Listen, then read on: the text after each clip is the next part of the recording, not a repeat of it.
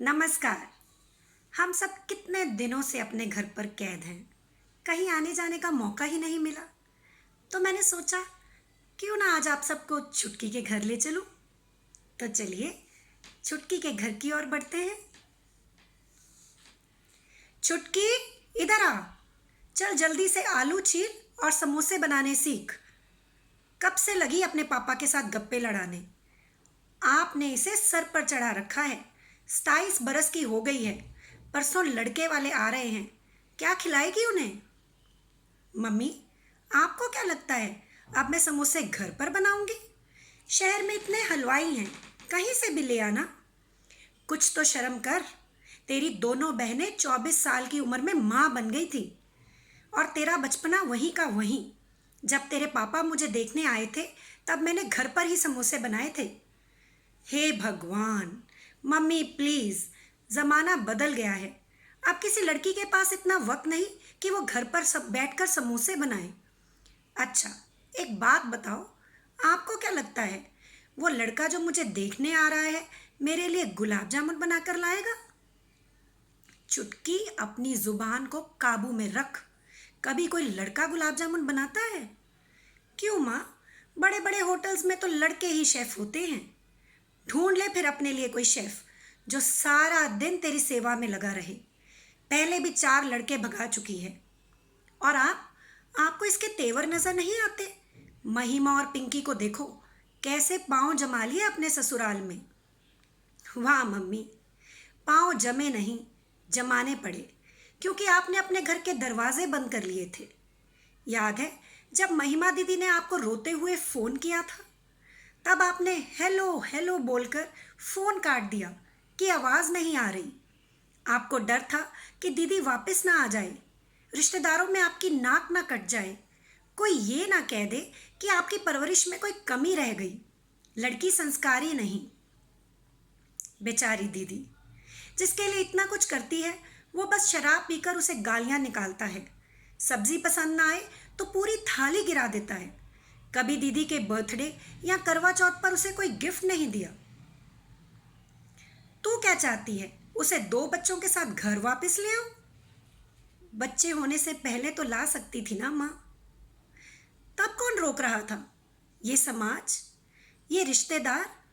वो तो भगवान का शुक्र है कि मैंने और पापा ने दीदी को संभाला, उसे हिम्मत दी, वरना कब से पंखे से लटक कर अपनी जान दे देती।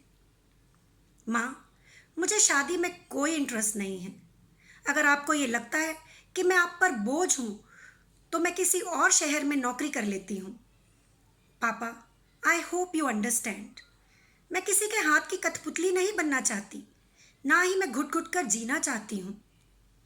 मेरे अपने सपने हैं, ख्वाहिशें हैं। आप पिंकी दीदी को देख लीजिए, वो जॉब करना चाहती थी, पर जीजा जी ने आज तक इस बात में उसका साथ नहीं दिया। बेचारी के सभी सर्टिफिकेट्स और डिग्रीज एक फाइल में बंद पड़े हैं। जब भी वो फर्स्ट डिवीजन से पास होती थी तब आप खुद कहते थे कि मेरी बेटी ऑफिसर बनेगी, पर एक अमीर घर का रिश्ता देखकर आपने दीदी को कॉम्पिटिटिव एग्जाम में जाने ही नहीं दिया। मम्मी, समोसे जलेबी बनाना इतना मुश्किल नहीं, पर पढ़ाई के लिए एक सही वक्त, सही उम्र और सही माहौल की बहुत ज़रूरत होती है। बेटा, छुटकी, तुम एक बार उस लड़के से मिल लो। अगर तुम्हें लगे कि वो बहुत कंजर्वेटिव है, तुम पर हावी होने की कोशिश कर रहा है, या उसके हाव भाव सही नहीं, तो तुम उसे साफ मना कर देना। मैं तुम्हें फोर्स नहीं करूँगा। जो गलती मैंने महिमा के वक्त की वो मैं फिर से दोहराना नहीं चाहता। लता, लड़की की माँ हो, इसलिए अपने आप को कमज़ोर मत समझो। क्या कमी है हमारी बेटी में? पढ़ी लिखी है, होनहार है। अगर सही और गलत का फ़र्क जानती है तो क्या वो बदतमीज़ हो गई? फिर रोशन लाल जी ने छुटकी के सर पर हाथ रखा और कहा, छुटकी, तो किसी बात की फिक्र मत कर बेटा। तेरी जिंदगी का सवाल है, तुझे पूरा हक है खुद फैसला लेने का। थैंक्स पापा। आई विश मम्मी भी आपकी तरह ये बात समझ सकती। 2 दिन लता ने बहुत मुश्किल से निकाले। उसे यही डर था कि अगर उसकी बेटी ने कुछ उल्टा सीधा बोल दिया तो कहीं अच्छा रिश्ता हाथ से न निकल जाए। जैसे ही दरवाजे की घंटी बजी तो लता देवी के दिल की धड़कन ऐसे बढ़ी मानो लड़के वाले चुटकी को नहीं उसे देखने आ रहे हों। सुन चुटकी, लगता है वो आ गए। जितना पूछा जाए उतना बोलना और चेहरे पर मुस्कान रखना। अगर समोसे पसंद आए तो बोल देना तूने ही बनाए हैं, और फिर इसमें फर्क भी क्या पड़ता है। चुटकी ने कोई जवाब नहीं दिया और वो हरी चटनी का चटकारा लेते हुए रसोई से बाहर निकल गई। रोशन लाल ने दरवाजा खोला और दोनों हाथ जोड़कर लड़के के माता पिता का स्वागत किया। लड़के ने भी आगे बढ़कर रोशन लाल जी के पांव छुए। खुश रहो बेटा, आइए आइए। रास्ते में कोई मुश्किल तो नहीं आई? जी नहीं, सफ़र थोड़ा लंबा था पर मज़ा आया, लड़के के पिता ने कहा। फिर सब ड्राइंग रूम में बैठ गए। ये हमारा बेटा है, सिद्धार्थ। तभी लता देवी अंदर आई। नमस्ते भाई साहब। नमस्ते भाभी जी, लीजिए पानी, हम तो कब से इंतज़ार कर रहे थे। लो बेटा, पानी लो। बहुत ही प्यारा घर है, सिद्धार्थ की मम्मी ने कहा। बिटिया को बुलाइए, सिद्धार्थ के पापा ने कहा और फिर सिद्धार्थ की तरफ देखकर मुस्कुरा दिए। सिद्धार्थ भी आज पहली बार कोई लड़की देखने आया था। थोड़ा घबराया हुआ था। अपने दोस्तों की शादियों के किस्से सुन चुका था और जानता था कि शादी एक ऐसा लड्डू है जो खाए वो भी पछताए और जो ना खाए वो भी। लता देवी ने चुटकी को आवाज़ लगाई। चुटकी, आ जाओ बेटा। हो, मेरा मतलब है बिंदिया। बिंदिया नाम है उसका। घर में सबसे छोटी है इसलिए चुटकी बुलाते हैं। कोई बात नहीं, हम भी सिद्धार्थ को सिड बुलाते हैं। जैसे ही चुटकी कमरे में आई सबकी नज़र उस पर थी। सिद्धार्थ ने उसकी तरफ देखा पर डर डर के कि कहीं उसके मम्मी पापा उसकी ये चोरी ना पकड़ लें। वैसे उसके मम्मी पापा को लड़की पहली नज़र में ही भा गई थी। चेहरे पर इतना नूर, गालों पर हल्की लाली, आंखों में इतना साहस। जैसे ही चुटकी ने सिद्धार्थ की तरफ देखा तो एक बार तो उसके मन में आया कि काश वो सच में उसके लिए अपने हाथ से समोसे बनाती। हर लड़की के सपनों का राजकुमार जो बचपन से ही उसे दूर सफ़ेद घोड़े पर आता दिखाई देता है और फिर उसका हाथ थामकर अपने साथ ले जाता है। और बेटा, क्या क्या शौक है तुम्हारे? सिद्धार्थ की मम्मी ने कहा।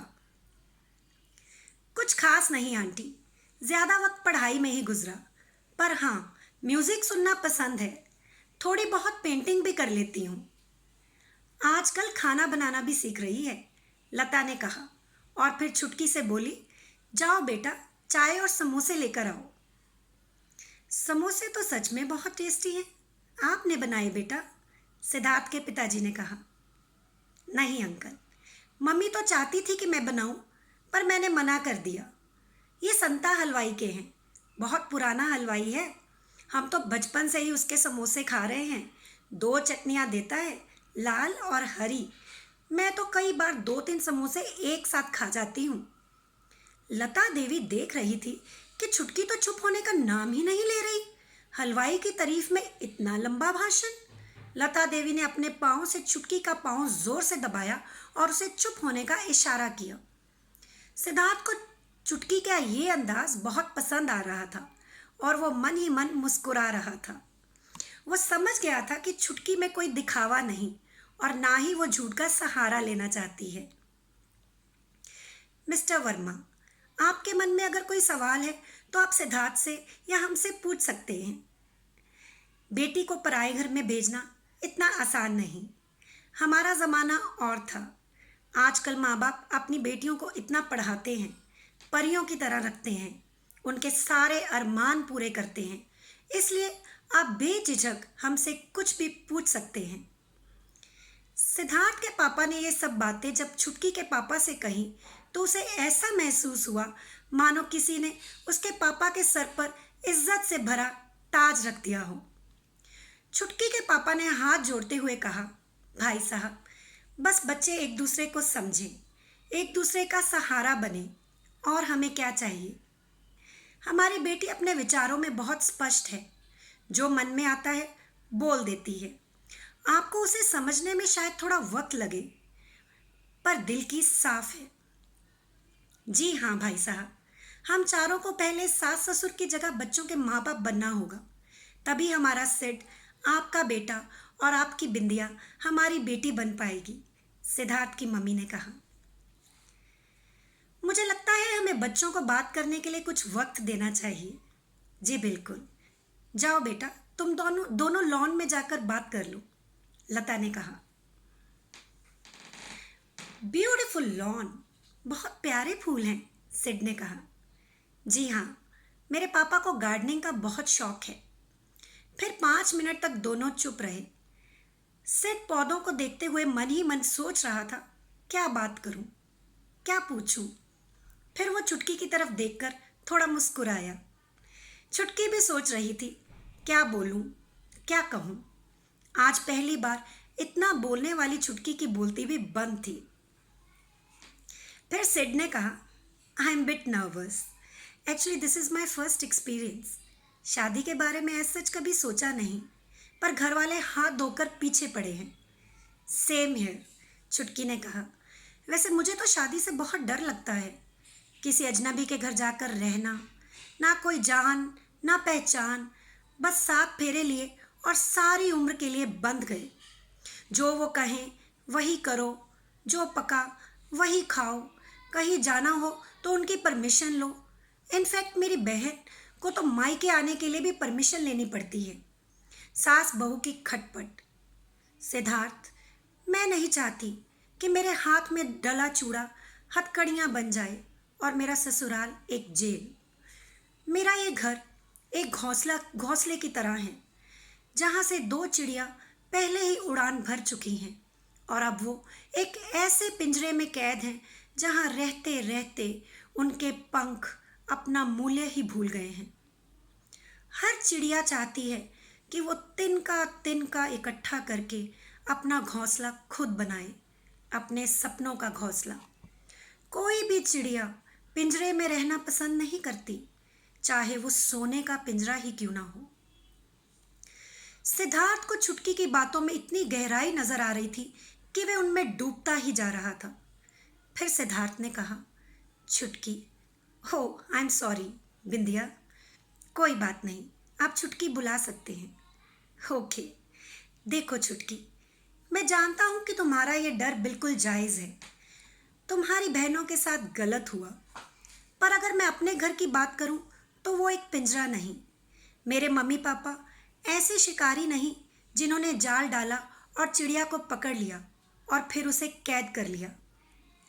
मेरी भाभी सिर्फ ग्रेजुएट थी जब वो ब्याह कर आई। मम्मी ने उन्हें पढ़ाया और आज वो कॉलेज में प्रोफेसर हैं। जब भाभी रात को पढ़ती थी तो मम्मी खुद उनके बेटे को संभालती थी।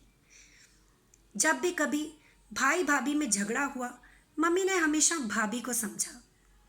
बहुत से रिश्तेदारों ने कहा, सास हो, सास की तरह रहो, कहीं लड़की मौके का फ़ायदा ना उठा ले, पर मम्मी ने सबके मुंह बंद कर दिए।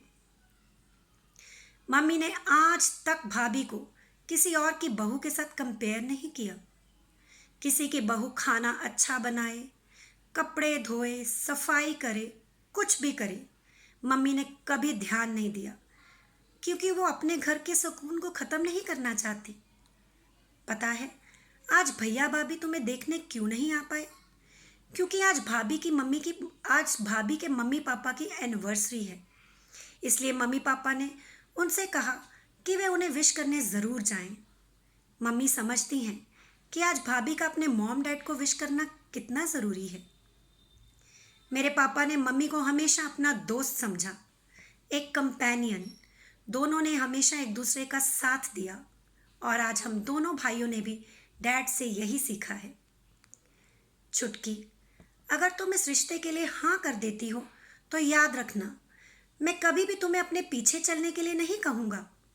हमेशा तुम्हारा हाथ पकड़कर तुम्हारे साथ चलूँगा। एक पति होने के साथ साथ एक अच्छा दोस्त बनूँगा। सिड नहीं जानता था कि चुटकी के मन में क्या चल रहा है, पर उसने अपनी तरफ से चुटकी को यह विश्वास दिला दिया था कि वो कभी भी उसे धोखा नहीं देगा। छुटकी बिना कुछ कहे कमरे की तरफ चल पड़ी और फिर सिड की मम्मी से जाकर बोली, थैंक यू आंटी, आप जैसी माँओं की इस समाज में बहुत ज़रूरत है, जो अपने बेटों को सिर्फ अपनी औलाद नहीं समझती, जो अपने बेटों को सिर्फ अपनी औलाद ही समझती हैं, अपनी जागीर नहीं समझती। अच्छे संस्कारों की उम्मीद सिर्फ एक लड़की से ही की जाती है, और अगर वो अपने हक के लिए लड़े तो उसके खानदान पर उंगली उठाई जाती है। पर आप एक ऐसी माँ हैं जिसने अपने बेटों को ऐसे संस्कार दिए हैं कि वो अपने फ़र्ज़ निभाने में कभी कोई कसर ना छोड़ें। आपके लिए बेटों की शादी एक सौदा नहीं, बल्कि वो खूबसूरत लम्हा है जिसका एहसास 7 फेरों से शुरू होकर 7 जन्मों तक रहता है। फिर छुटकी ने सिड की तरफ देखा और कहा, वक्त आ गया है खुशी और प्यार भरे तिनके इकट्ठे करके एक खूबसूरत सा आशियाना बनाने का। धन्यवाद।